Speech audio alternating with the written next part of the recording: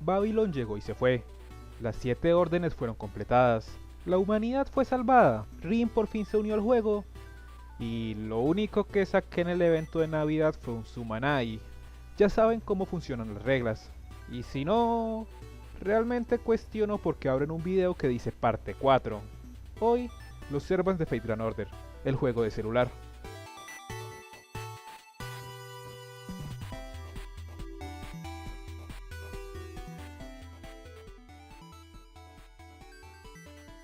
¡Hey! Type Moon recordó que antes sacaba Eroges. Elizabeth Bathory Brave es el servant gratuito del segundo evento de Halloween. Después de ser expulsada de su propio castillo por Cleopatra, sus versiones Lancer y Caster se fusionaron inesperadamente en esto. Su actitud se transformó en una propia a la protagonista de un RPG, aunque en sí no sabe nada sobre esgrima.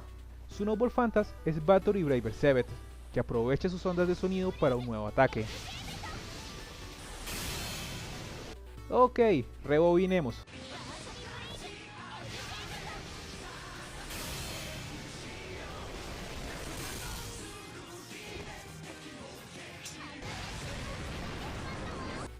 Sí, así está mejor. Con algo más de orgullo que sus otras formas, esta Lisa está convencida de que su amistad con su maestro no podrá ser rota por una espada que destruye civilizaciones, un teatro o las maldiciones de cierto zorro. En otras palabras, compren Extela. Diosa mesopotámica de la fertilidad, amor y guerra. Hija de Anu, el rey de los dioses, Ishtar es famosa en los mitos por sus múltiples amantes, su descenso al inframundo y por ser rechazada por el héroe Gilgamesh, hecho que resultó en la muerte de su mejor amigo, Enkidu. Y esta claramente es Rin, o al menos en parte. Los dioses no se pueden convocar como servants de manera natural. En este caso, Ishtar es una pseudo-servant, un caso especial en que un mortal se usa como contenedor para convocar un espíritu divino, lo que resulta en una especie de combinación de personalidades, siendo el 70% de Ishtar y el otro 30% de Rin, lo que afortunadamente aplaca varias de las cualidades negativas de la diosa. Su arma es tanto una nave como un arco, y su Noble Fantas dispara al concepto de Venus. Sí, yo tampoco sé qué demonios signifique eso, pero sé que no quiero recibir un planeta a la cara. Juana de Arco Alter Santa Lily Lancer. La verdad no sé si es un trabalenguas o el recordatorio de que tan bajo hemos caído. Versión Lily de Jan Alter.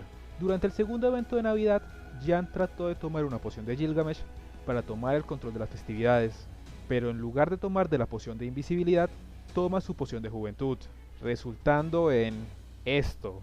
Lo cierto es que Jan Alter realmente no existió, y Jan Alter Lily es una idea aún más inconcebible. El resultado es una servant con una identidad algo inestable, alguien que no tiene que crecer en una santa o una bruja, un servant que no existió ni está anclado a ningún mito. Su Noble Fantas refleja su rol como punto medio, combinando el rol de soporte y ataque de sus dos versiones adultas. Lily es una santa terrible, dando solo regalos prácticos, pero su búsqueda de sentido resulta algo bastante entrañable. ¡Que no soy lolicón! Uno de los personajes centrales de la épica de Gilgamesh. Cuando el pueblo de Uruk se queja a los dioses por la crueldad de Gilgamesh, la diosa Aruru crea a Enkidu con arcilla como su rival. Originalmente un hombre salvaje, Enkidu eventualmente se enfrenta a Gilgamesh, pero sorpresivamente tras su duelo se vuelven mejores amigos y se embarcan en muchas aventuras.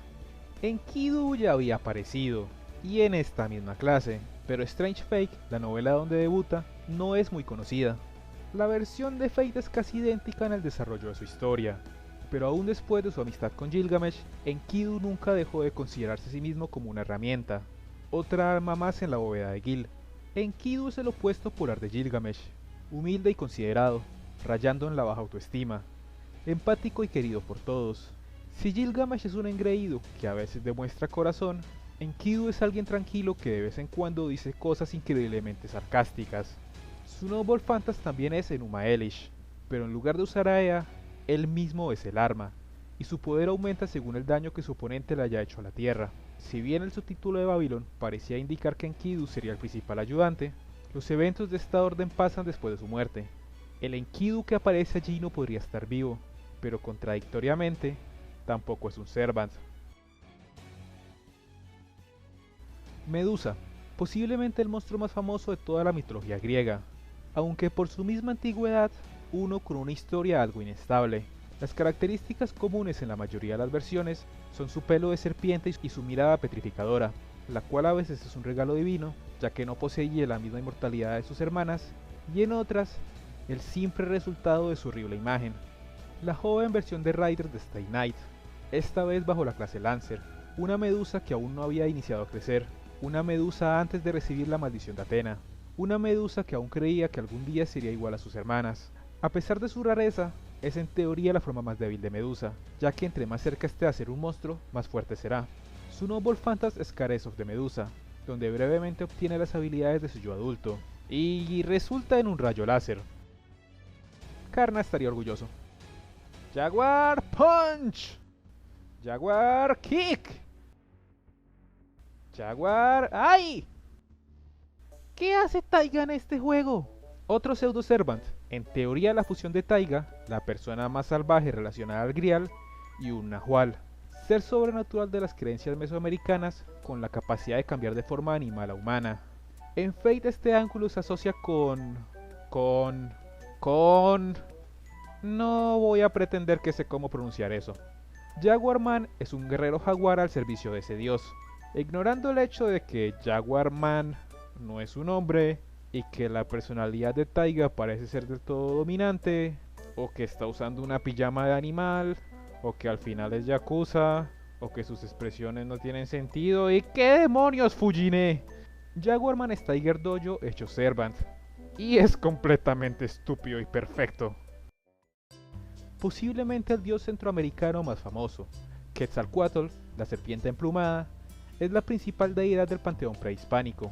Para los mayas fue un jefe guerrero que conquistó Chichén Itzá, y para los aztecas, su forma de serpiente representaba la división entre cielo y tierra.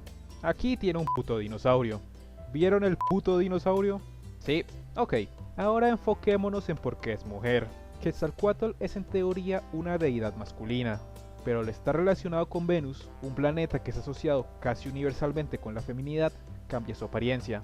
Además, debido a la tendencia de los dioses de su panteón de intervenir por medio de huéspedes humanos, no solo no necesita ser convocada como pseudo servant, sino que no sería ridículo asumir que en algún punto habitó un cuerpo femenino. Dicho eso, Quetzalcóatl es del todo una Onesan. Es afectuosa con su maestro y tiene una actitud relajada sin dejar de ser responsable. Pese a las prácticas de su culto le molestan los sacrificios humanos. Además, todas sus habilidades se ven afectadas y definidas por su nueva afición, la lucha libre. Honestamente nada de eso me molesta. Su luchador favorito es Místico. Y ya mencioné que tiene un puto dinosaurio.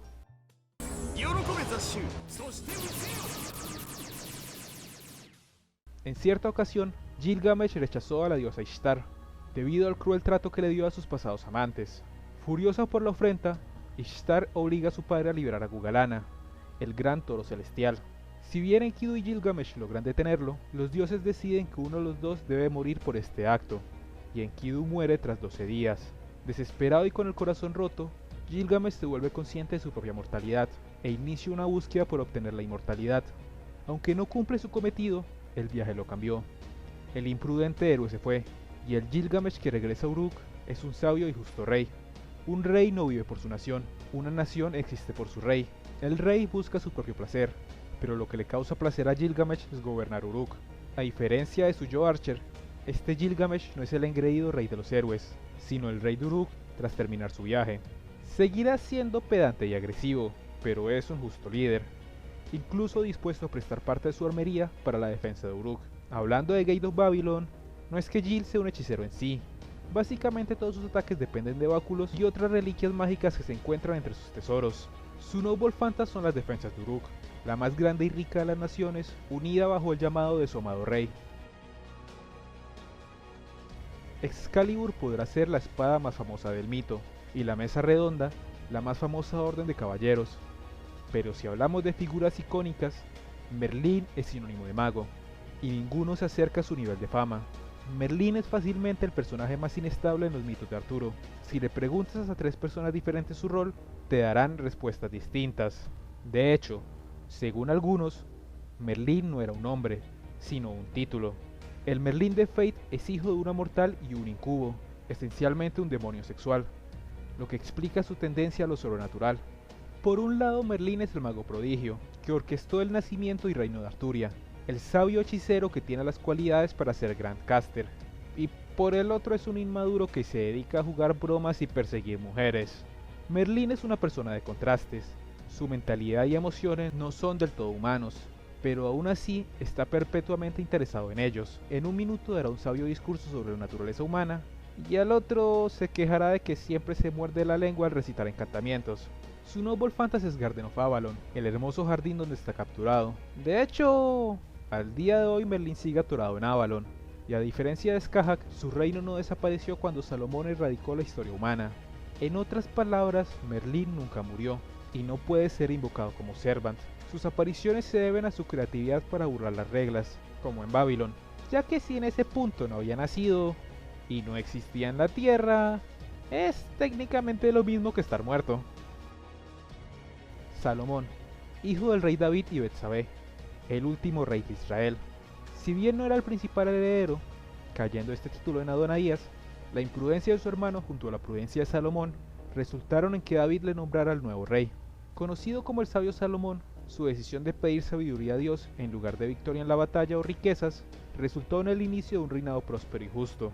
Sin embargo, Salomón cayó en la tentación. No solo tenía más de 700 esposas y concubinas, sino que éstas adoraban otros dioses. Progresivamente Salomón se alejó de su fe, y como castigo, Dios separó las tribus de Israel.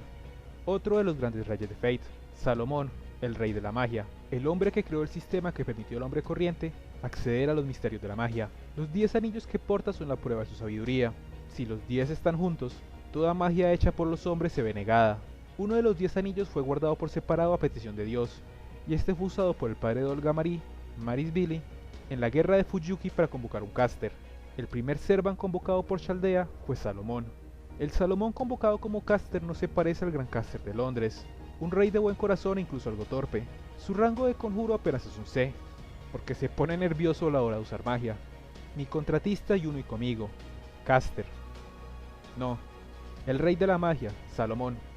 Si es tu deseo, entonces será algo justo. Pídelo audazmente. Con estas palabras, tras su victoria, Maris Billy incitó a Caster a pedir su deseo al Grial. Salomón deseó ser humano, pero no simplemente reencarnar como Salomón, sino ser alguien normal, libre de las ataduras del rey de la magia. Este nuevo ser vivió en Chaldea desde ese día, tomando de nombre la palabra japonesa para el romanticismo, Roman. Cleopatra, la última faraón de Egipto, ascendió al trono junto a sus hermanos, aunque eventualmente acaparó todo el poder. Cuando se vio en exilio, aprovechó a Julio César para consolidar su poder, volviéndose su amante, y madre de su hijo no reconocido, Cesarión. Tras la muerte de César, Cleopatra y su nuevo amante, Marco Antonio, trataron de volver a tomar el poder. Sin embargo, las fuerzas de Augusto Octavio ganaron la guerra, y la historia de Cleopatra terminó en suicidio. La versión de Fate no cambia mucho, una reina trágica de incomparable belleza e intelecto. Sin embargo, su relación con César y Antonio no fue una jugada política. Genuinamente, sin ninguna intención oculta, Cleopatra amó a aquellos dos hombres con todo su corazón.